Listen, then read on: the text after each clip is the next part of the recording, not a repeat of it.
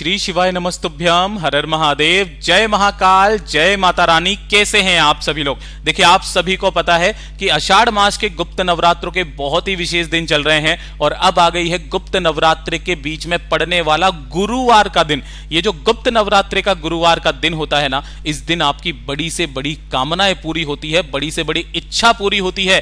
पूज्य गुरु जी ने कहा, आप जो मांगोगे वो सब कुछ मिलेगा। मात्र एक छोटा सा उपाय आपको करना है। जलाधारी को छूकर 3 बार अपने हृदय की बात, अपनी मनोकामना डायरेक्ट महादेव जी से कह देनी है। आपकी चाहे कैसी भी कामना क्यों ना हो, पूरी जरूर होगी। पूज्य गुरु जी की कथा से सुन करके और समझ करके पूरे उपाय को बड़े ही आसान भाषा में आपको बताऊंगा, परंतु उससे पहले आप सबसे एक छोटी सी प्रार्थना। जो लोग पहली बार आए हैं, चैनल को सब्सक्राइब जरूर कीजिएगा। वीडियो को लाइक करके देव आदिदेव महादेव जी का कोई सा भी प्यारा नाम कमेंट बॉक्स में लिखना मत भूलिएगा। इस पूरे वीडियो में हम 3 महा उपायों के बारे में बात करेंगे, जिसमें एक मूल मंत्र वाला भी उपाय है, तो ध्यान से सुनते चले जाना, समझने की कोशिश करना। सबसे पहले बात करते हैं पहले वाले उपाय की। पहला वाला जो उपाय है ना, ये किन व्यक्तियों को करना है, और ये वाला तो उपाय आप सभी लोगों को करना ही करना है कि अगर आपकी कोई हृदय की बात है ना, कोई मनोकामना, सालों पुरानी कोई कामना है जो पूरी नहीं हो रही है, वर्षों पुरानी कोई हृदय की बात है जो बाबा तक नहीं पहुंच रही है, तो अपनी इच्छा पूर्ति के लिए, अपनी कामना की पूर्ति के लिए इस उपाय को इस गुप्त नवरात्रि के गुरुवार के दिन करना बिल्कुल मत भूलिएगा। आपको क्या करना है, इस तरीके से लेना होगा। सबसे पहले एक बेलपत्र जो कहीं से भी खंडित कटा फिटा ना हो। काफी सारे लोग इसके नीचे की डंडी तोड़ देते हैं, आपको इस डंडी को तोड़ना नहीं है, इस चीज का ख्याल रखना, गणमान्य का स्थान होता है। साथ ही साथ आपको लेना होगा चावल। कितना? मात्र 1 लेना है आपको चावल का दाना। नहीं दिखाई दे रहा होगा आपको, मैं यहां लिख देता हूं। 1 चावल का दाना लेना है। वो भी कैसा होना चाहिए? अक्षत, पूर्ण चावल का दाना होना चाहिए, खंडित नहीं होना चाहिए, ठीक है ना। और 1 लोटा शुद्ध जल अपने घर का ले लेना, ठीक है। ये 3 चीजें आपको ले लेनी है और इन्हीं तीनों चीजों को लेकर के आपके आसपास जो महादेव जी का मंदिर हो, उस महादेव जी के मंदिर के पास में पहुंचना है। जैसे ही आप यहां पर जाओगे, उत्तर दिशा नॉर्थ डायरेक्शन की तरफ मुख करके आपको खड़े हो जाना है। सबसे पहले आपने जो 1 लोटा शुद्ध जल लिया है, अपने दोनों हाथों में उस कलश को पकड़ना, अपना नाम और गोत्र बोल करके भोले बाबा की शिवलिंग पर पहले 1 लोटा शुद्ध जल धीरे धीरे करके ओम नमः शिवाय, श्री शिवाय नमस्तुभ्यम का स्मरण करते हुए समर्पित कर देना। जब यह पूरा जल आपका समर्पित हो जाए, उसके बाद में आपका जो दाहिना हाथ है, उस दाहिने हाथ के ऊपर 1 चावल का दाना रखना है ना, और 1 चावल का दाना रखकर अपनी कामना कह करके, जिस कामना की पूर्ति के लिए आप आए हो, अपनी कामना कहकर शिवलिंग के ठीक ऊपर इस 1 चावल के दाने को रख देना। उसे रखने के पश्चात जो आपने 1 बेलपत्र लिया है, उस 1 बेलपत्र को उठा करके माता अशोक सुंदरी का जो स्थान है, ये वाला, इस जगह पर ऐसे आपको समर्पित करना है, टच करना है, स्पर्श, केवल स्पर्श करना है, छोड़ना नहीं है। यहां पर पकड़े रहना है। अपने हृदय की बात एक बार और भोले बाबा से विनती करके, कामना करके यहां से उठा करके और इसी चावल के दाने के ऊपर इस तरीके से रखना कि इसकी डंडी रहेगी जलाधारी की तरफ, बीच वाली पत्ती का जो मुख रहेगा वो रहेगा आपकी तरफ। इस तरीके से आपने समर्पित कर दिया। भोले बाबा से विनती करना, कामना करना, और अंत में जो आपका दाहिना हाथ है, उस दाहिने हाथ की हथेली को आपको जलाधारी पर स्पर्श कराना है। जहां से जल नीचे गिरता है, इस स्थान पर आपको अपने दाहिने हाथ की हथेली लगानी है और अपने हृदय की बात, अपनी मनोकामना 3री बार यहां पर आपको कहनी है। जो भी बात महादेव जी से आप कहना चाहते हो कि बाबा मेरी ये इच्छा है, कामना है, बहुत समय से पूरी नहीं हो रही है, पर बस आप ही का आसरा है, आपको ये कामना मेरी पूरी करनी पड़ेगी। आप करके तो देखिए, शिव तत्व का सबूत आपको मिलेगा जरूर। पूज्य गुरु जी का बहुत अद्भुत और अचूक उपाय है, जरूर कीजिएगा।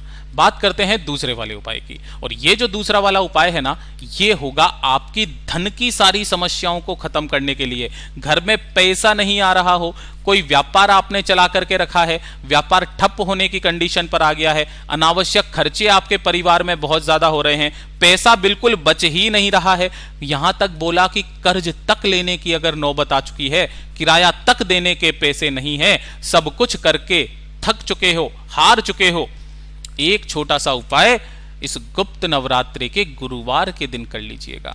आपकी जितनी धन की समस्याएं होंगी वो जड़ से खत्म हो जाएंगी। ध्यान से सुनना किस तरीके से करना है। सबसे पहले आपको 1 लोटा शुद्ध जल अपने घर का लेना है तांबे के कलश में।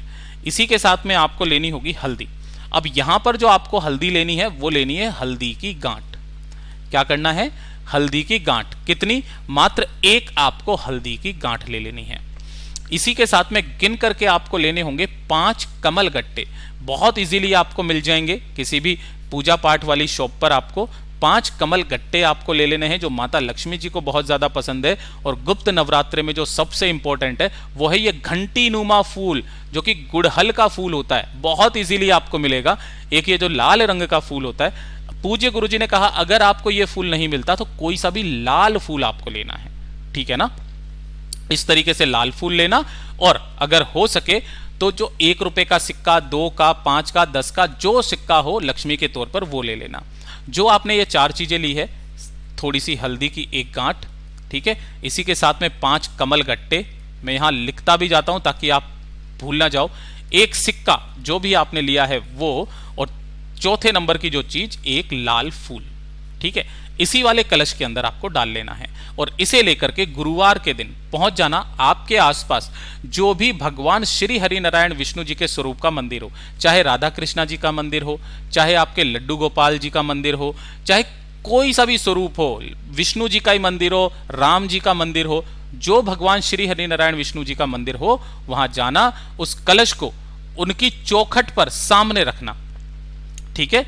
रख करके आपको इनके मंदिर की 7 परिक्रमा करनी है। कितनी परिक्रमा? 7 परिक्रमा आपको यहां पर करनी है।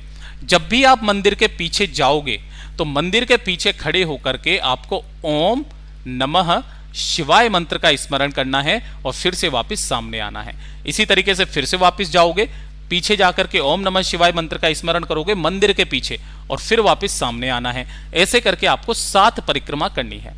जब ये पूरी 7 परिक्रमा कंप्लीट हो जाए, उसके बाद में इस कलश को अपनी कामना कह करके उठाना और आसपास जो भी पीपल का पेड़ है उस पीपल के पेड़ के पास में जाना, दोनों हाथों में उस कलश को पकड़ना और संपूर्ण जल को आपको पीपल पेड़ की जड़ों में, जो मूल मंत्र है वो मूल मंत्र क्या है?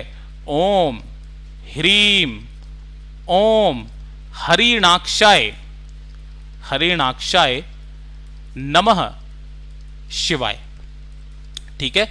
ओम ह्रीम ओम हरिणाक्षाय नमः शिवाय, इस मंत्र का स्मरण करते हुए इस संपूर्ण जल को इसकी पेड़ की जड़ों में समर्पित करके आ जाना।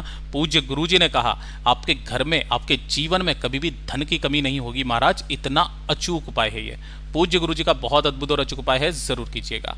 बात करते हैं तीसरे वाले उपाय की, और ये जो तीसरा वाला उपाय है ना, ये किन लोगों के लिए है? ये होगा आपके परिवार के लिए।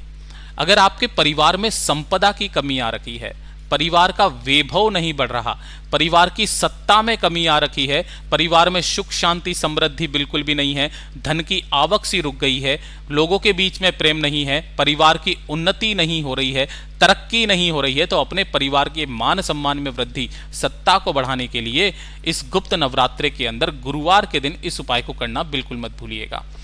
एक दीपक आपको तैयार करना है। जो भी आप दीपक तैयार करो, चाहे आटे का चाहे मिट्टी का, लगाओगे गोल बाती और इसके अंदर आप भरोगे घी गौ माता का।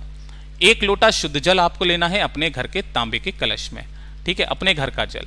और 1 लेनी है आपको बेलपत्र, जो कहीं से भी खंडित कटी फटी ना हो, ठीक है। जो आपने 1 बेलपत्र लिया है इसे आपको इसी वाले कलश के अंदर ही डाल देना है। गुरुवार के दिन किसी भी समय पर दोनों हाथों में इस कलश को पकड़ना, अपने पूरे घर में ओम नमः शिवाय मंत्र का स्मरण करते हुए पूरे घर में घूम जाना, ठीक है। घूम जाओगे, घूम जाने के पश्चात आपके परिवार के जितने भी व्यक्ति हैं उन सभी व्यक्तियों से आपको इस कलश से उनका हाथ स्पर्श करवाना है, छुआना है, चाहे कितने भी हो, बोलाचाली हो या ना हो कोई दिक्कत नहीं है। इस तरीके से सबका हाथ छुआना, और छुआ करके आपके घर पे जहां पर भी परिंदा है, पानी पीने का स्थान है, ये नहीं है, आरओ सिस्टम लगा होगा उसके पास रख दो, वो भी नहीं है तो आप अपने घर के मंदिर में इसे रख देना, ठीक है।